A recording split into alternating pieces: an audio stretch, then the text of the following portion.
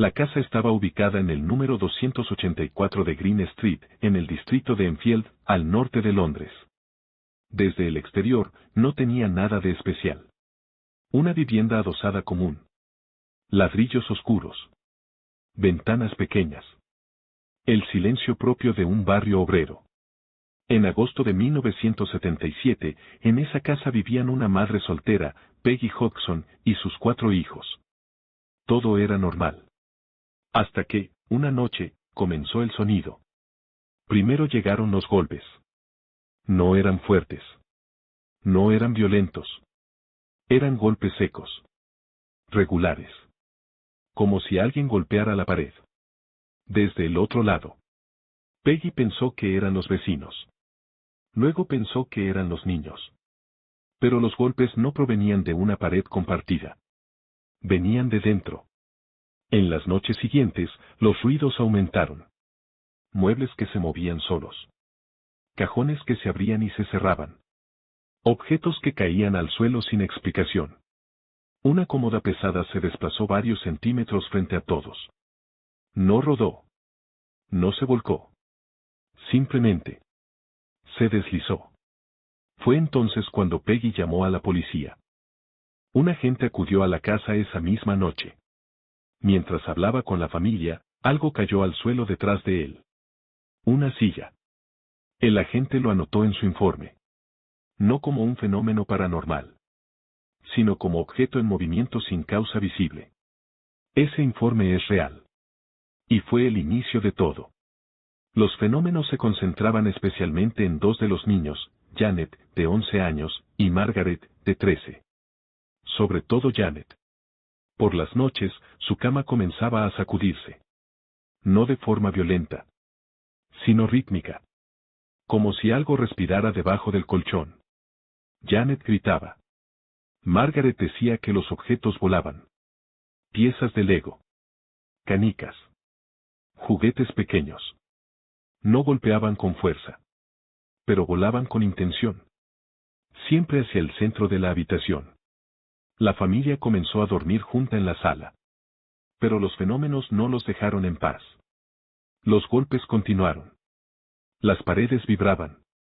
El aire se volvía pesado. Y entonces. La voz apareció. Una noche, Janet habló. Pero no era su voz. Era más grave. Rugosa.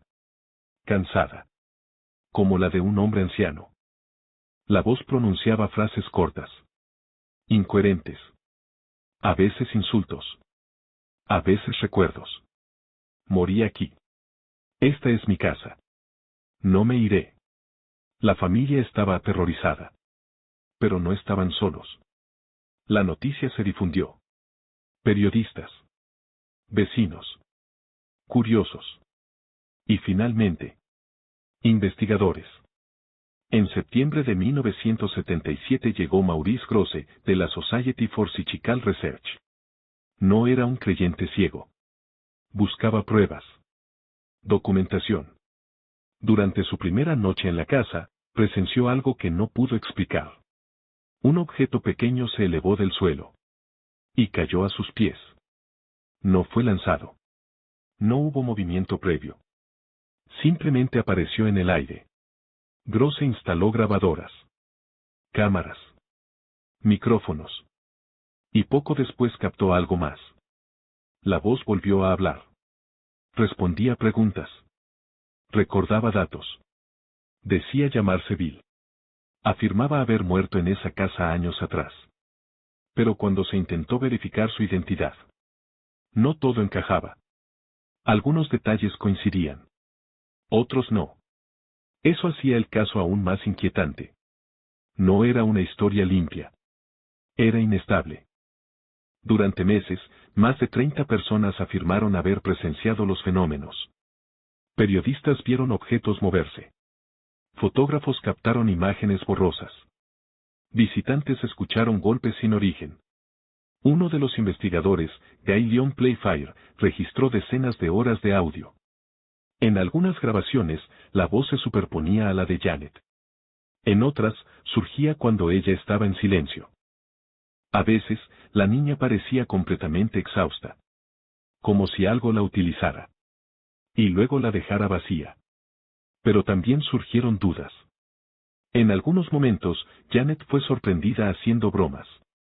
Doblando cucharas. Imitando sonidos. Eso lo complicó todo. Porque la pregunta ya no era simple.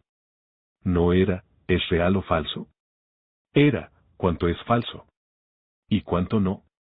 Con el tiempo, la casa se volvió inhabitable. Janet enfermaba con frecuencia. Margaret casi no dormía. Peggy estaba agotada. La prensa presionaba. Los escépticos atacaban. Los creyentes exageraban. Y los fenómenos disminuyeron. No desaparecieron por completo. Pero se volvieron esporádicos. Como si algo se estuviera agotando. O marchándose. En 1979, casi 2 años después, todo terminó.